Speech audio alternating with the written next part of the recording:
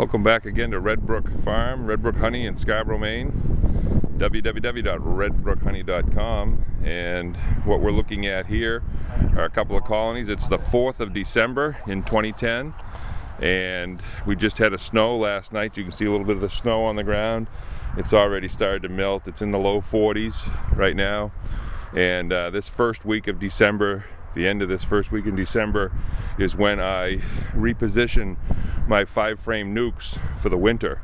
What you're looking at there on the right is a 20-frame colony with plenty of honey in that top box, and we're looking forward to them overwintering fine this winter. As you can see, they're in dark colors. They're not wrapped, but they're dark color to get the solar gain. What we've done here is that we've got a 20-frame colony on the bottom, 20 frames here.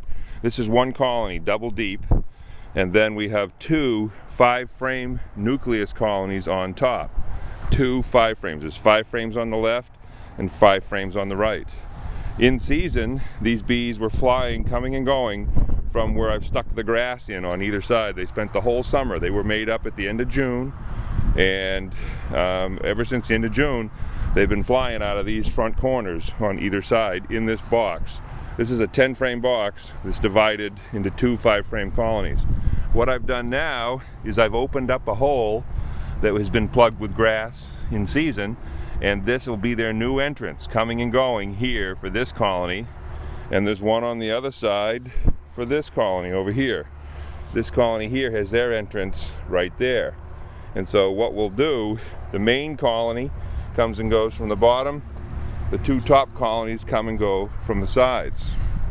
What I've also done is the normal way that you overwinter a colony here in Maine is that you put, here's the normal inner cover, a very familiar inner cover, and a homosoap board on top and a stick on top of the homosoap board, and then you put the outer cover on top. This outer cover goes on top.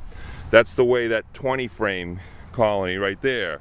Underneath that outer cover is an inner cover like we see here, and this foam board. And what this does is it absorbs moisture, and this dado groove goes out the front, and it matches the groove in the front of the board. What I've done is taken that off, and right here is a what I call a double screen board, a homemade one, where I just took one of these, I cut out a bigger opening, about like this, a bigger opening, put a screen on this side, and put a screen on this side.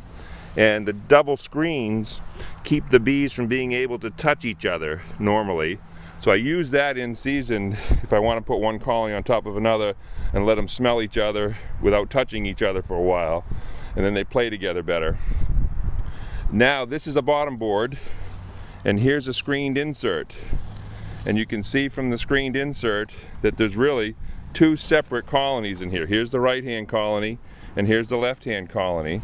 And what we're doing is you can see the wax cappings from where they've been eating, and that's about 3 weeks worth of wax cappings on there. That way I know the colony is alive and well all winter long. I can just slide this board out and see. I'll clean this board off. Now what I'm also going to do in this arrangement is I'm going to leave this board out.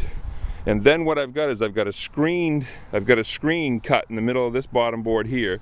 This bottom board has a screen, there's a screen here.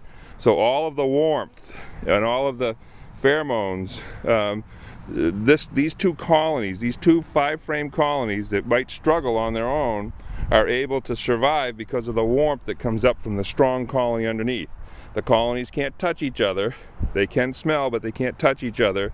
And they just feel the morale, and they just work much better this way. And then in the springtime, you take this off and take these two 5-frame colonies, 5 frames here and 5 frames here, and then you can actually take those 5-frame colonies, put them in their own 10-frame box, and you've started with a nuc install. And in Maine, you can't get good nucs usually until late May, early June. And so what we're doing here is these two were made up from queens. Actually, it's interesting, symmetry.